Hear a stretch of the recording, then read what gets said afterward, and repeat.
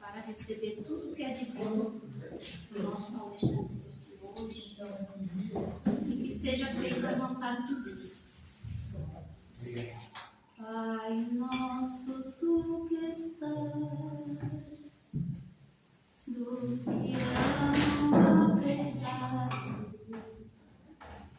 mas o reino que é teu, Senhor, esteja sempre em nossos corações, e o amor que teu Filho nos deixou, o amor esteja sempre conosco, e o pão da humildade, Cristo, dai-me a tua paz e perdoa os nossos pecados, como perdoamos aos demais. Não permita que caiamos em tentação, ó Senhor, esteja sempre conosco, esteja sempre conosco, e assim seja. Olá pessoal, boa noite, sejam todos bem-vindos a essa casa de oração e luz. Eu vou ler aqui para vocês esse livro aqui de bolso, né, mas importantíssimo, Dorival Lopes, Gotas de Esperança. O próprio título já fala, né, Gotas de Esperança. E a gente vai abrir aqui na página 103. A paz que você procura está dentro de você. Na verdade, tudo está dentro de você. A paz ou a intranquilidade, o amor ou o ódio, a riqueza ou a pobreza, a saúde ou a doença. Depende de como você encara a vida. Se apenas enxerga o lado bom das pessoas, das coisas e dos fatos, vai encontrar a paz. Mas se pende para o lado negativo, edifica um espinheiro em forma de vida. É uma verdadeira paz confiar em si e em Deus. Então, pessoal, agora nesse momento a gente, vamos se voltar para dentro aqui, não só de corpo, mas em pensamento, trazendo, Senhor, as melhores vibrações para todos aqui. Esquecendo também um pouco das nossas atribulações do dia a dia, E é um momento também de se doar, pensando no momento climático do planeta, nos nossos governantes desses planetas, as adversidades de alguns países, joga um pouco de energia, aos nossos vizinhos aqui, venezuelanos, que ainda não se sabe a dimensão ali do que aconteceu. Mas, enfim, acreditar que Jesus está a par de tudo que está acontecendo tem um motivo. Eu peço agora em coro que todos repitam, me acompanhem, Pai Nosso, e a gente inicia assim. Pai Nosso que estás nos céus, santificado seja o vosso nome, seja feita a vossa vontade, assim na terra como nos céus. O pão nosso de cada dia nos dai hoje. Perdoai as nossas ofensas, assim como nós perdoamos a quem nos tem ofendido. Mas não nos deixeis cair em tentações, e livrai-nos de todos os males, que assim seja, ao palestrante das melhores vibrações.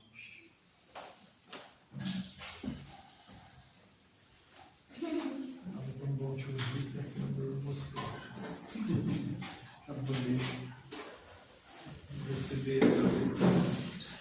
Boa noite a todos novamente. Boa noite. a mais esse momento de reflexão, dando continuidade, né, às nossas buscas, né, por ensinamentos. Então a gente está se vasculhando um livro aqui, um livro ali, e às vezes a gente esbarra umas afirmativas, né, que balançam com a gente. Um dia eu estava mexendo numa Bíblia e encontrei uma frase que eu não consegui esquecer, que diz assim: meu povo padece de conhecimento. Já naquela época, né, Jesus já dizia que nós, enquanto povo, padecemos de conhecimento. E mais de uma vez que eu venho aqui, eu digo que é o conhecimento que nos transforma. Nós vamos nos transformar pelo conhecimento, senão não tem como. E hoje eu vou repetir de novo, né? Nós, povo, padecemos de conhecimento. A tecnologia chegou tão rápido, tão veloz, com um tipo de informação que não é o conhecimento. É informação. Eu posso aí buscar boas palestras, né? Bons orientadores espirituais, que não estão vendendo nada, né? Que só estão colocando o seu talento à disposição, para que a gente capte o que está sendo falado para trazer para a gente. E isso não é novidade, porque já lá no início, com Cristo, já estava bem claro que nós precisaríamos aplicar aquele conhecimento. Então, quando a gente pega uma informação, legal, entendi, não apliquei, perdi, não serviu para nada. Né?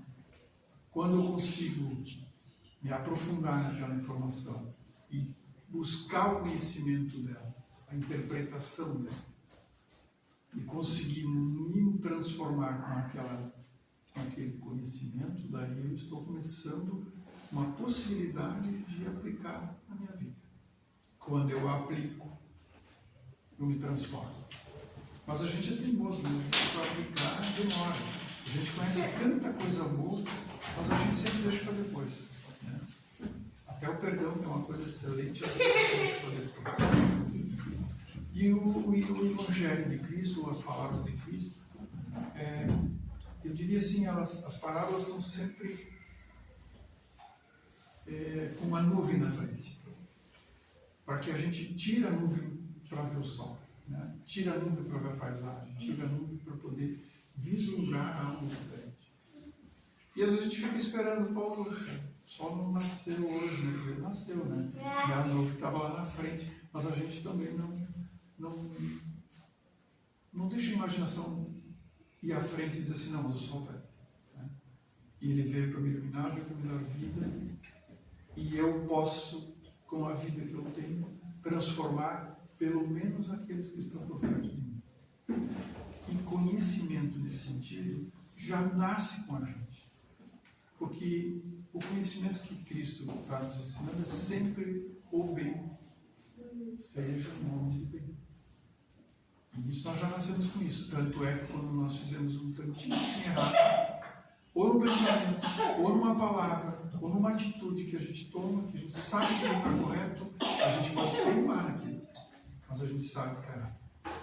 Porque lá no íntimo, se nós somos uma centelha divina, nós sabemos. Então nós temos clareza do que é certo, só que só conhecer não é o suficiente, nós precisamos transformar. E quando a gente vai nas parábolas, tem parábolas que são muito diretas. Sede pacíficos. Sede pacíficos. Daqui a pouco vem lá outra, vós sois luz. Fica luz. Porque nós imaginamos uma luz assim, né? Ou o sol. Nós não imaginamos o que nós irradiamos. E quando ele fala que nós somos luz, é porque nós irradiamos uma energia. Que pode ser positiva, pode ser negativa. E aí a gente sabe o que é bem e o que é ruim. Se a gente quer o bem de alguém, a gente irradia uma energia positiva. Muitas vezes vem alguém pra gente e diz assim, pô, eu tô com um familiar doente e tal, e a gente imediatamente se comove e já diz assim, vou colocar na minha lista da prece. Talvez a gente não faça a prece, mas a intenção dele também é uma influência positiva. Então, dentre todas as parábolas, a gente precisa, às vezes, navegar nelas. Né? Vós sois sal. Caramba. É que o sal que a gente olha é o sal aquele que a gente tem na cozinha. Mas é aquele sal que dá tempero à vida. Então, quer dizer que nós damos tempero à nossa vida, mas damos tempero a quem come com a gente. Come o nosso conhecimento. Como eu me abasteço do conhecimento do outro. Porque todos nós temos algo a contribuir. Todos. Nós vamos falar hoje sobre o joio e o trigo e vamos ver que o joio também é importante. Porque na natureza tudo ficaria importante e nós somos parte da natureza. Então, sempre que a gente olhar para uma parábola, a gente tem que buscar onde é que está aquilo que ele pediu assim, ó, não adianta eu dar a comida para você, eu te dou as ferramentas. Eu te dou um caminho para você buscar, agora você tem que ir buscar. E aonde que a gente busca? Começa com os pais da gente, né? Eles foram os primeiros. Depois vieram os educadores, talvez os professores, como a maioria de nós. Depois veio a religião, o sentimento religioso. Então as coisas elas vão se construindo através de uma boa leitura, através de bons amigos. E tem os amigos de festa, de alegria, que talvez não contribuam nada com a gente. A gente tem amigos que atraem se divertir. Mas isso não constrói. Eu falo sempre que às vezes a gente vai em algumas festas, que as pessoas falam tanto, gritam tanto, que quando tu quer, não dá nem para dar uma opinião. Não, melhor deixar que fale, se escuta. Porque você está tentando tirar o que aquela pessoa está te dando, tá? E aquele talvez não queira nem ouvir, ele quer ser visto. Mas quando ele se manifesta de uma forma mais pura, mais talentosa daquilo que realmente Deus lhe deu para que ele trouxesse para nós, a gente aprende com ele. E aprender não termina nunca, né? Realmente não termina nunca. Eu me lembro que lá no ensino, o meu Pai Nosso, quando falava do pão nosso, eu pão, alimento. Demorei para entender que não era só isso. É também isso. Porque nós, enquanto matéria, precisamos do alimento. Mas é o alimento espiritual, é o alimento do conhecimento, tudo aquilo que realmente nos alimenta e nos move. E veja assim, ó, quanto mais idade nós vamos tendo, menos nós vamos comer aquele alimento físico. Nós começamos a perceber que o alimento não é tão significativo, ele precisa nos manter. A gente está com carência de uma coisa, com um pouquinho mais daquilo, para nos manter, mas não é necessário mais agora. Porque a gente já tem conhecimento de que o alimento serve até ali. Em outros momentos a gente aguenta, né? Principalmente quando a gente é mais jovem, às vezes precisa porque o físico está pedindo. Então nas parábolas a gente sempre vai encontrar esse sentido, como na oração do Pai Nosso. Né? Quando a gente fala do reino de Deus, dá a impressão que a gente fica procurando, será que está atrás da montanha? Será que está em cima da nuvem? Será que os astronautas foram para cima e não viram nada? Será que não tem um castelo, um forte? Será que tem uma fortificação? Será que tem guardiões cuidando daquilo? E se o reino é nosso? Se o reino está aqui dentro? O reino de Deus está aqui. Ele diz, vós sois luz, nós somos luz. Nós somos centelha divino, nós somos parte da criação. É que sempre a gente olha para nós como sendo um ser inteligente e não olha para a natureza que está ali fora achando que ela é ela e eu sou eu não sou a natureza. Não, eu sou X% da natureza. Eu também sou a natureza. E nessa parábola do joio e do trigo, ele vai mandar queimar os molhos de joio. Porque queimar é a forma mais rápida de devolver à terra aquilo degradado para recomeçar. Porque pensa bem, a maioria estudou uma tabela química, lembra? Tinha ouro, tinha cobre, tem zinco, tem ouro, tem tudo dentro de nós. Que quando nós terminamos a nossa estada na terra, simplesmente evapora. Mas não sai do planeta Terra. Poxa, então tudo isso vai virar o quê? A minha tabela vai se desmanchar e vai ficar no planeta porque alguém vai precisar da minha tabela química lá desmanchada. Vai precisar do meu zinco, do meu ferro, porque nós precisamos disso. E quem vai? Como assim? Eu queimei, sumiu tudo. Não, mas mesmo que evaporou, ficou no planeta, não saiu do planeta. A matéria permanece aqui. Quando a gente a gente vê uma enchente fortíssima, a gente vê um incêndio devastador, ficou tudo ali. Tudo vai ser reconstruído normalmente dentro do tempo. Vocês conhecem o aterro da Baía Sul, que vai para o aeroporto lá para... Né? O aterro não existia uns anos atrás. Quando foi se construído o aterro, fizeram o túnel, aquela história toda, houve assim, a gente, onde é que se viu, vamos aterrar o mar, né? Porque o mar batia lá no Saco dos Limões, na costeira, era bem encostadinho. E eles fizeram um enorme aterro. Tiraram montanhas aqui de São José, montes, montanha mesmo, né? Foram cavando, tirando para lá para fazer. 5 anos depois, o mangue já estava desse tamanho. O vermigão que dava aqui começou a dar do outro lado. Porque a vida continua. Há uma destruição, mas há uma lei de progresso que não impede que continue a vida. E a vida continua. Um navio afunda em alto mar, em qualquer parte do mar, de repente você vai mergulhar lá embaixo, ela está cheia de animais fazendo daquilo um ninho. Alguns ilustrados na parede, fazendo a vida acontecer. Porque nada se perde, tudo se transforma. Nós estamos no mesmo processo. Só que nós, que às vezes eu brinco, né, que a gente se diz inteligente, mas a gente só quer fazer grandes obras.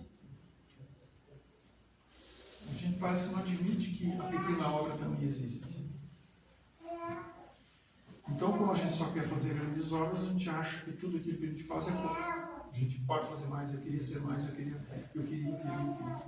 E às vezes o mínimo é tão importante para a gente.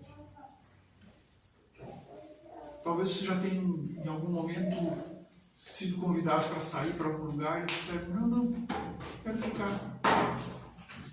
Sem a culpa, quando você fica sem a culpa, ele fica assim, mas se você ficar sem a culpa, nossa, é maravilhoso. Porque tu viste que tu não precisava ter ido. Tu podia ficar. Só que a gente tem que procurar se interter. Hoje em dia, se interter parece que tu tem que pegar aquela caixinha preta, cheia de teclado, e ficar com aquilo na mão. Tu deixa de ler, né? Tu deixa de conversar. O casal está um ali, outro aqui, os dois aqui, os irmãos, cada um no seu quarto. Hora do almoço.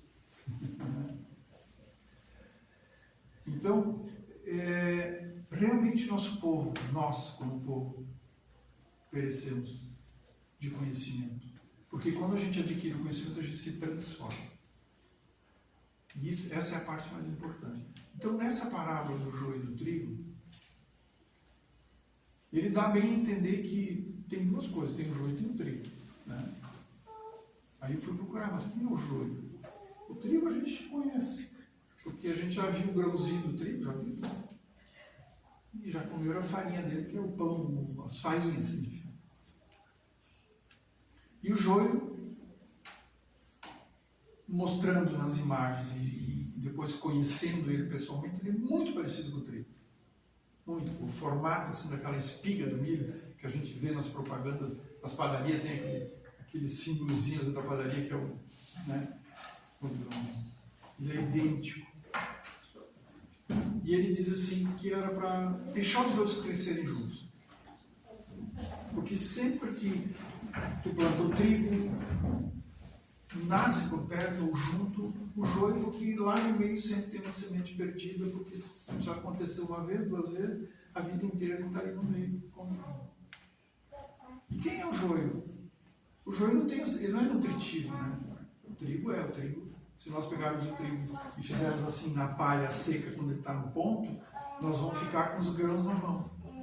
Ele vai se quebrando toda a palhazinha e vai ficando com o grão, um grãozinho do trigo. O joio, se a gente esfregar a mão, vira uma palha, porque ele não tem a semente que o trigo tem. Então ele é dito, é uma gramínea, como o trigo é uma gramínea. E a gente costuma dizer que ele é oco, né? E que de alguma forma também é tóxico. Mas são muito parecidos. E quando são jovens, muito difícil de identificar.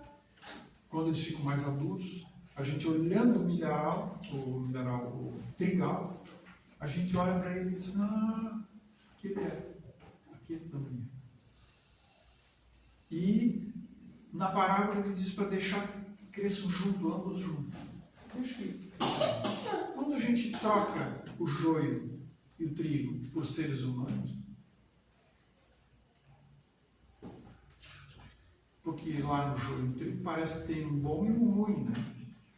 Mas o joio não é tão ruim assim, porque ele é filho da natureza. O joio, ele também serve para pastagem, para forragem. Serve como um feno, né? Ele serve de alimento. Outra, todo vegetal que está na terra, ele, ao crescer, impede que outras ervas daninhas cresçam. Ao crescer, ele bota as raizinhas e impede que tenha erosão do solo. Todo vegetal tem essas funções. E tem a função biológica ainda, que permite que ali dentro convivam alguns tipos de micróbios, de bichinhos, né? Que vivem naquele ar. Todas as plantinhas que estão ali fora, todas têm uma função. Mesmo que a gente no jardim da gente, puta, é um mato, né? A gente diz, que é limpo, vai na horta, nasce um monte de sementinha, tu vai lá e tira. Tá, tudo bem, ali tu está salvando outra coisa. Mas aquilo tem uma função, por isso que está presente. Então, se a gente pensa que um é melhor que o outro, nós podemos, se comparar dos homens, podemos dizer assim, tá, mas então o joio são os homens maus e o trigo são os homens bons, porque um é nutritivo e o outro não é. São importantes os dois? São importantes igualmente. E cada um tem uma função. Mas por que Deus permita que cresçam juntos? Nós vejamos os homens, nós crescemos juntos, entre bons e maus. Porque nós precisamos exercitar entre bons e maus. E quando é que ele vai colher? Daí ele diz assim, na ceifa, quando for colhido o trigo, primeiro colhei o joio. Porque daí está visível, está perceptível. Porque se eu colher antes, eu destruo com a plantação do trigo. Porque eu tenho que entrar lá e tirar. E ao tirar, eu mexo na raiz, mexo no trigo. Então, quando eu tiver adulto que eu já vou colher mesmo, eu vou lá e tiro. Porque mesmo que eu tirar o joio e machucar o trigo, eu já estou colhendo. Ali são homens, os bons e os maus convivendo juntos. E olha a vontade divina. Como ele é esperançoso, porque ele deixa que cresçam juntos, porque ele confia, ele tem esperança de que eles vão um influenciar o outro. Mas se não conseguir influenciar, retira. Então ele deixa os homens conviver nessa ânsia de que os maus acordem diante dos bons, que eles percebam que tem um caminho melhor a seguir.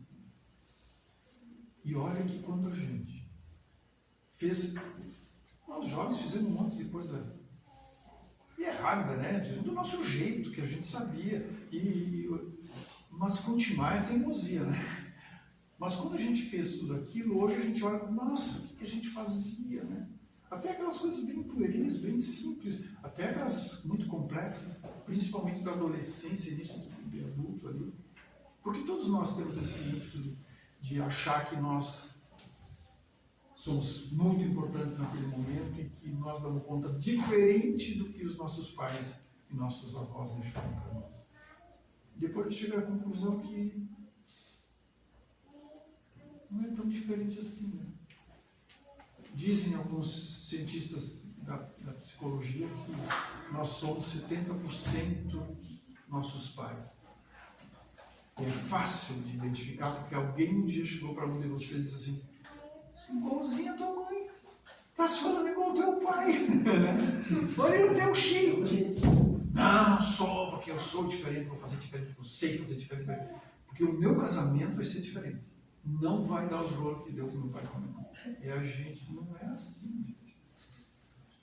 A gente vai passar igual.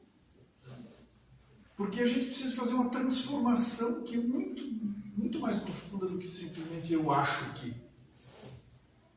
Então, o Evangelho é uma grande receita na mão da gente. E quando a gente lê e começa a entender que nós temos que conviver com os maus, porque é também função dos bons acolher os maus. Aí entra aquela história: como é que eu vou perdoar o mal? Alguém que matou, alguém que estuprou, alguém que fez. Como é que eu vou? Parece difícil, né? E as parábolas são assim. As parábolas parecem difíceis.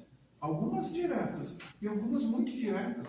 Deixai vir as minhas criancinhas. Ué, o que tem a ver isso? Nós não está falando da criança. O trigo não está falando do trigo, não está falando do joio. É que ele precisava de exemplos palpáveis para aqueles homens daquela época, para que compreendessem aquele linguajar. Os homens não se achavam bons ou maus, eles se achavam todos idênticos.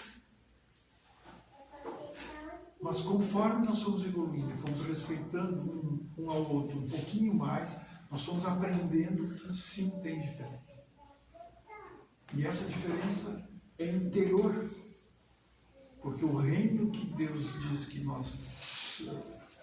Ele faz as coisas em nome do reino de Deus, que nós somos parte desse reino, é a nossa atitude, as nossas ações, é os nossos pensamentos, o nosso olhar, tudo que a gente emite. E a gente, hoje em dia, cada dia, ouve mais falar sobre a energia, o campo magnético que a gente tem um com o outro. Por isso que tem a empatia, tem o ódio, tem a aversão, tem a afetividade.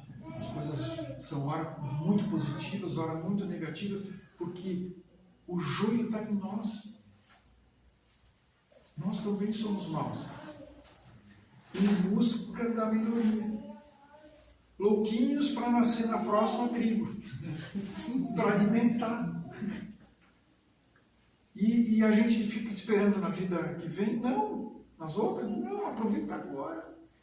Porque é agora que nós podemos fazer isso. Diz, vou abrir aqui, essas coisas de botar versículo e número não é comigo, né? Então, eu vou só mais uma vez. Lucas, quando fores convidado, vá. Não é para ir na festa. Quem que convida? Quando a gente sai ali fora e acontece alguma coisa com algum ser humano, um motorista, ou com um vizinho, ou com um familiar, olha o convite que Deus está te dando. Ele está te dando a oportunidade de você enfrentar aquela situação. Veja que se tiver neblina, fica mais difícil de enxergar o porto. E a neblina não está ali se nós não a criarmos. A nuvem que nós criamos, não estou falando da neblina poeirinha branca que está ali, não. Se nós não tirarmos nossas vendas, o porto fica difícil de chegar, de encontrar. Então, se nós transformarmos todas as palavras que a gente encontra e buscar o sentido, a gente para e fica pensando. A gente não perde tempo. A gente fica matutando que hoje eu penso assim, amanhã eu penso daquele jeito, depois amanhã eu penso um pouquinho melhor, e um dia eu vou compreender bem aquilo. Eu não entendi. E quando a gente entende, está resolvido. A gente não perde mais tempo, vai para frente. A gente vai para frente. Se nós ficarmos matutando só naquilo, nós deixamos de avançar, porque Deus está nos dando oportunidade a todo instante. Isso que nós estamos fazendo aqui hoje foi uma oportunidade. Eu tive a oportunidade de vir, mas vocês também tiveram a oportunidade. É uma oportunidade, é um chamamento. Né? E esse chamamento a gente tem que estar atento. Só que para estar atento, nós precisamos estar conscientes. Conscientes. Certos, ligados, com antena, sabe? Tu já olharam para um gato? O gato está de olhos fechados fazendo assim. Não é? O gato está de olhos fechados. Não está atento. O tempo inteiro atento. Se fosse um gato selvagem, estaria muito mais atento, porque é muito mais perigoso ser selvagem do que ser doméstico, né? Doméstico, dentro de casa, todo mundo cuida, todo mundo dá comida, mas ele está lá. Sempre atento. E por que a gente fica desatento? E tem horas que a gente está muito assim, pô, estou andando, eu estou sentindo o meu passo caminhar. Daqui a pouco não dá mais. Aí se tu chamar, olha o meu passo, o meu pisar, como é que eu piso? Qual é o impacto que eu dou na minha coluna? Aí tu já desliga e vai para outro lugar. Daqui a pouco tu não, volta, eu quero entender, eu quero me sentir, porque conheça-te a ti mesmo, começa também na tua mecânica, para depois conhecer o teu intelecto, para depois conhecer o teu espírito que está ali dentro, para ele poder abrir, dar luz para ti. Por isso que ele diz, vós sois luz, e se você é luz, não esconda a tua luz. Não, mas a luz é minha. Outro egoísta. Ela não é tudo. Ela foi a oportunidade que Deus te deu de usá-la. E se você botar embaixo do braço ou escondê-la, nem o teu caminho você vai enxergar. Olha que coisa louca. Está no ensinamento. Eu preciso estar com a luz para poder enxergar o meu caminho. Só que, ao estar com a minha luz acesa, alguém vai poder me seguir. Não seguir para ser, né, para dar like, como a gente diz hoje, né? Para ficar. Não. Seguir porque eu nunca cruzei aquele caminho. Então, quando aquela luz passou, eu aprendi e vou lá, vou conhecer melhor esse caminho. É a luz do outro que abre o meu caminho. Porque lembra que no Espiritismo sempre se fala, vai escolher o que plantaste. Show de bola. Então tudo que eu planto eu colho. Não. E quando eu morrer o que eu plantei, quem é que vai colher? Alguém vai colher. Ok?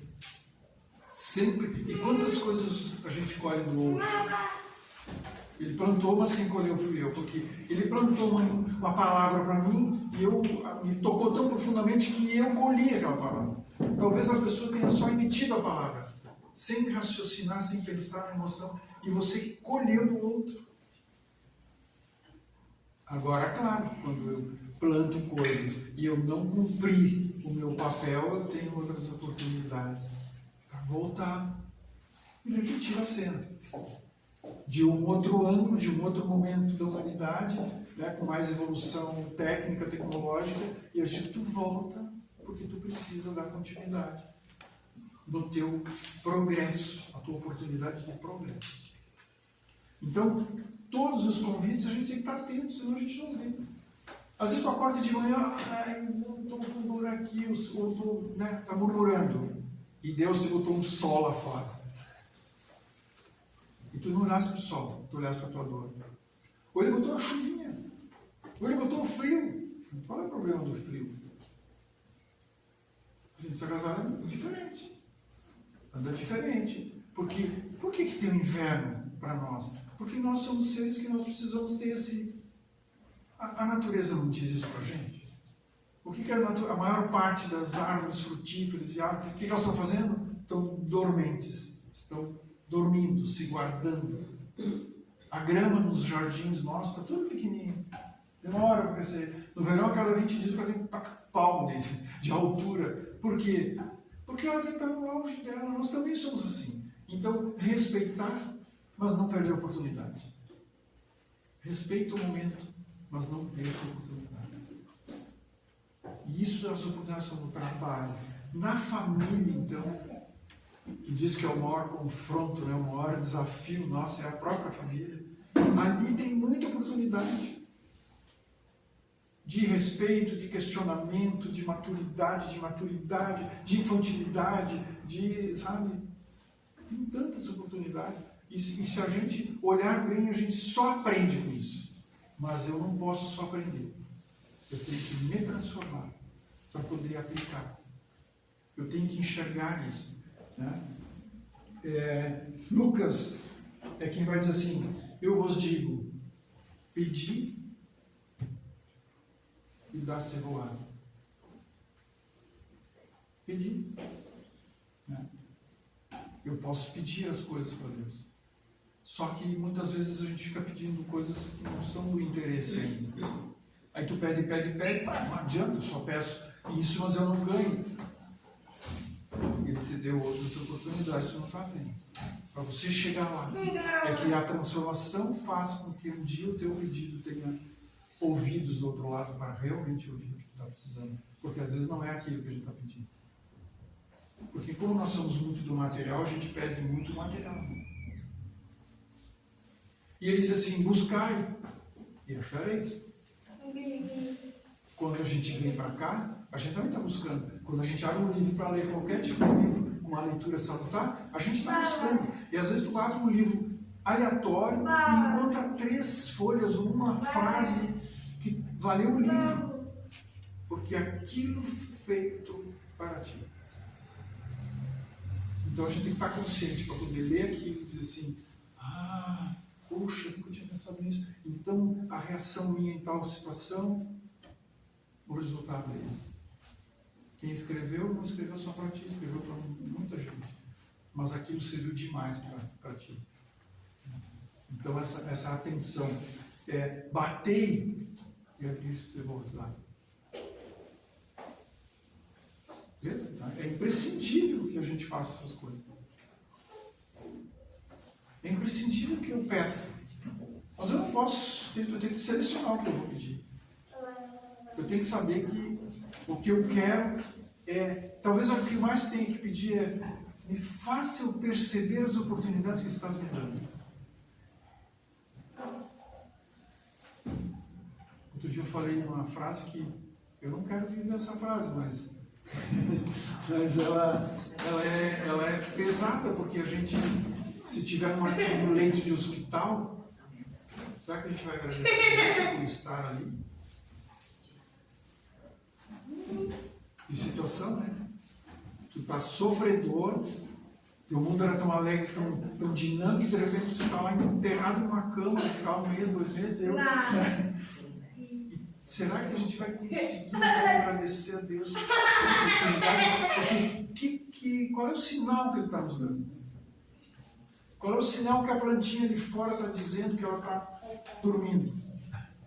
Por que ela está dormindo? Né? E daqui a pouco começa a chegar um pouquinho o calorzinho, vai mudando o clima, e ela começa crescer. E tem aquelas que nessa época estão no mamilo, né? A macieira, né? O frio, elas estão começando, né? Vai colher lá adiante, mas elas começam com o castigo do frio.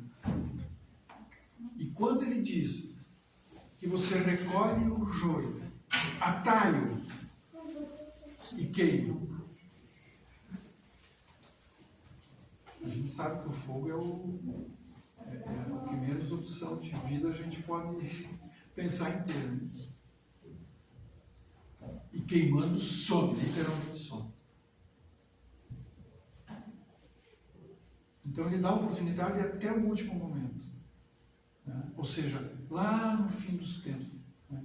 Quem é o ceifeiro que foi lá ceifar o trigo? São os anjos. De alguma forma que vêm nos colher. Vai colher os bons, talvez não vá colher os maus.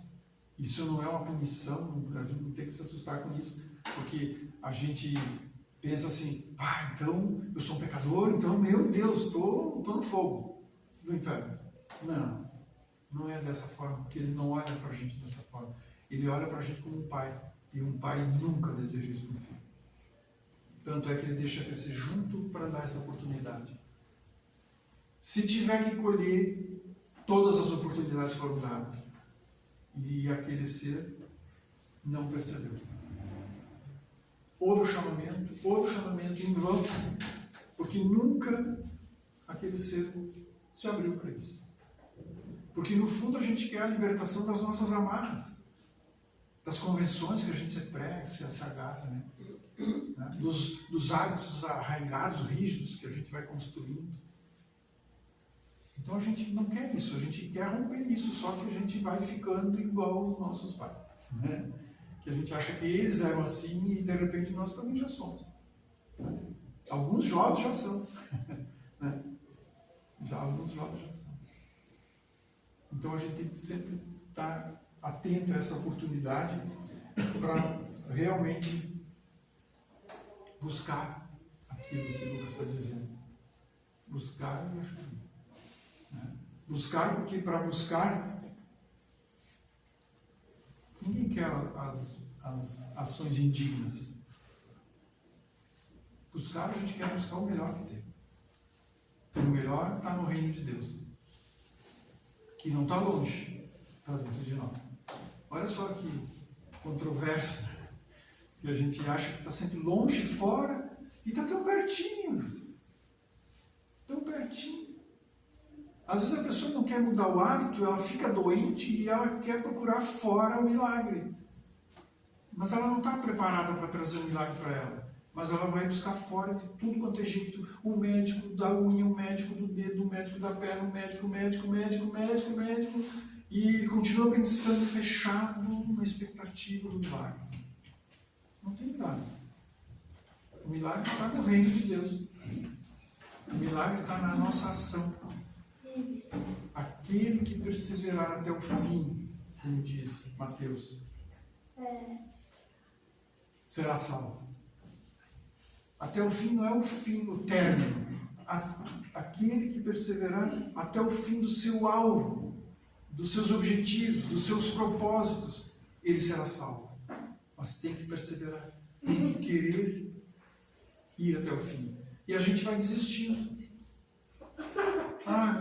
Não vai, não consigo, não é para mim, eu não consigo vencer isso, é demais para mim. A gente, de alguma forma, aí quando a gente encontra um amigo, né, e outro dia eu falei essa frase também, que vão te perguntar assim, como é que tu estás? Aquele que não presta está ótimo. Todo mundo já ouviu essa frase. Que pena, né? Porque exatamente o que tu está negando é o que Deus te deu. Uma oportunidade que te deu. Aí tu diz que é o que não presta. Porque na minha visão aquilo não serviu para mim. Mas na outra minha visão, aquilo é a lição que talvez tenha que ser pela dor que eu vá aprender. Que eu vá compreender. Que eu vá me transformar. Então, veja que até a frase faz a gente pensar um pouquinho. Porque na visão da gente, a gente quer o melhor. Quem não quer o melhor? Né? Melhor espiritualmente, melhor intelectualmente, melhor materialmente, sabe? Todos aqueles requisitos. Mas tudo que Jesus veio trazer não é nada disso. É o melhor da transformação individual de cada um para o homem de bem. E o homem de bem é sempre bom. Mesmo quando a gente está penando, mesmo quando a gente tem toda a razão dentro da nossa visão material, tu tem toda a razão de odiar, de querer expurgar aquilo que está acontecendo, mas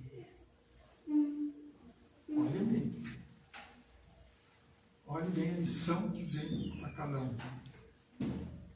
E a gente tem que se transformar dessa forma. Então, esse propósito de vida que a gente está buscando tem que ser para o homem de bem, para ser um homem de bem. A gente ouve na rádio, na televisão, tanta mentira. Eu não sei se eu estou ficando velhinho mesmo, mas eu nunca tinha ouvido tanta mentira como eu tenho ouvido ultimamente. De um lado mente de um jeito, outro mente do outro, mentiras assim, mas como que está te falando isso? E está ficando normal, né? Está ficando normal, parece assim que foi só uma perspectiva diferente do verso. Não. A verdade é uma só. E ele diz, né, a verdade, ele é a verdade. Ele é a verdade. E se ele é a verdade, é o verbo dele que é a verdade. É o ensinamento dele que é a verdade. E o ensinamento nós temos que não perecer pela falta de conhecimento, mas ir em busca desse conhecimento para poder, entendendo, refletir um mundo diferente. Enxergar um mundo diferente. E a gente só enxerga muito diferente quando a gente está do alto. Quando a gente olha para o outro lado, que nunca tinha visto do lado do morro, né? Quando a gente está lá em cima e olha para o outro lado, é uma outra paisagem. Aqui é uma, mas lá é outra. E eu só vou enxergar aquela outra quando eu estiver no alto. É simples. E nós estamos aqui embaixo, penando para subir o primeiro, o segundo, o terceiro degrau, mas vamos. Eu sempre digo assim, ó, crer é algo que a gente só fala, né? A gente não entende muito o que é realmente crer para chegar assim, eu vou pedir e vou obter. Né? Lembra daquela passagem da semente de mostarda? A semente de mostarda é desse tamanho. É uma árvore frondosa. Mas a semente é um grãozinho. E ele disse, se a gente tivesse a fé do tamanho desse grãozinho, a gente diria para aquela montanha lá que está lá na ilha, lá na frente das pontes, uma montanha, desloca para lá e alegria. Já pensou? Que energia que nós temos, a possibilidade que nós temos, e onde que está? É que nós ainda estamos muito presos na nossa própria animalidade. Ainda estamos bastante, né, imaturos, ainda estamos em processo de evolução. Nós temos que compreender, ok, eu estou aqui, nós todos vivemos juntos por algum motivo, né? Vivemos nossa cidade por algum motivo. Vamos trabalhar com o bem. As oportunidades mudarão. Muda o astral, muda os amigos, muda a tua alegria. Não vai ter tanta tristeza, tanto sofrimento. Tu vai passar por sofrimento, mas ele não vai ser pesado. Ele vai ser apenas uma luz para você enxergar algo que tu não estava enxergando. Subiu a montanha, olhou para o outro lado e viu o que tinha lá do outro lado. Que está lá, está te esperando, está lá, não saiu. Esse é o reino de Deus. Ele está dentro de nós. Ele está em algum lugar que nós temos que abrir a nossa janela, abrir as portas e deixar que entre.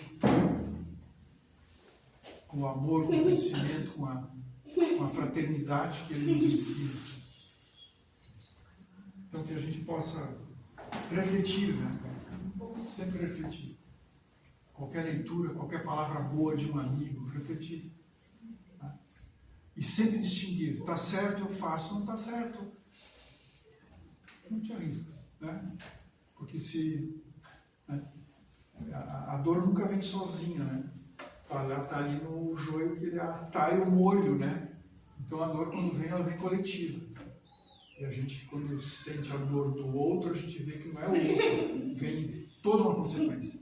Porque um doente traz a família junto, né? Quando tem uma enchente, traz uma comunidade inteira. Quando tem, né, uma catástrofe, tem um terremoto lá, traz muita gente. O sofrimento sempre vem em molho, ele sempre vem junto. Mas ele não é para nos assustar, ele é para que a gente desperte. E às vezes a gente desperta com uma boa oração. Poxa, eu estou entrando num caminho errado. Pare e faça uma oração. Sente. A oração é aquela que consegue sair do Pai Nosso e chegar lá no Amém, lá no fundo. Dentro da oração, sem o pensamento fugir, porque ele vai querer fugir. Ele adora fugir da gente. Aquele ego que está dentro de nós que foge, né? E a gente tem que estar sempre trazendo de volta. Não, segura aqui, eu estou centrado nisso, deixa eu fazer essa oração para que eu possa pedir e obter. Que assim seja, que a gente aproveite desse Jesus.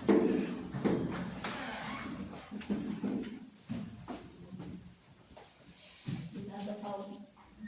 Como o Guilherme falou, é muita informação, né? A gente acaba enchendo a nossa memória do nosso HD, muito lixo.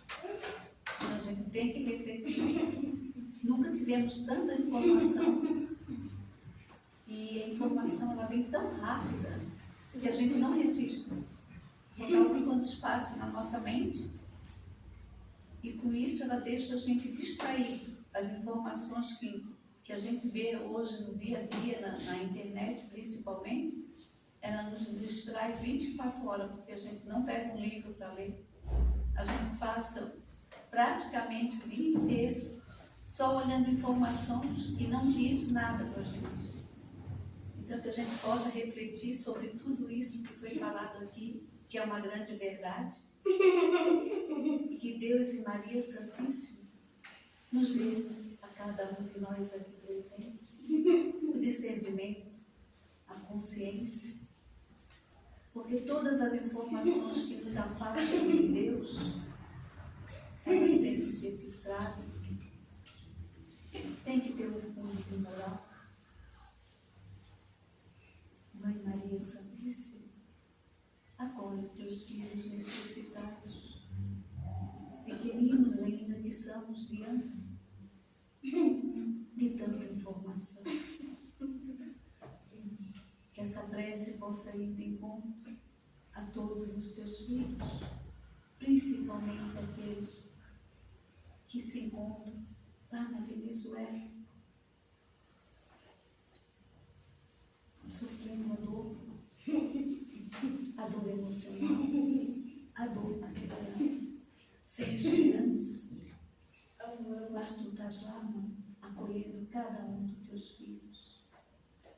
Que essa prece possa ir de encontro a todos os teus filhos necessitados, a todos aqueles que têm o seu nome no caderno de prece, aqueles que estão em tratamento nesse hospital de Jesus. Pai nosso, que estais nos céus, santificado seja o vosso nome, venha a nós o vosso reino, seja feita a vossa vontade, assim na terra como no céu. O pão nosso de cada dia nos dai hoje. Perdoa, Senhor, as nossas ofensas, assim como nós perdoamos a quem nos tem ofendido. E não nos deixeis cair em tentações, mas livrai-nos de todo mal, que assim seja. E assim, pedimos permissão para darmos por encerrada a palestra doutrinária da noite de hoje, que ao sairmos daqui, possamos levar para os nossos lares muita paz e muito amor no coração. Pedimos a todos que continuem no banco, que vai ser chamado de paz e provisão. Obrigada.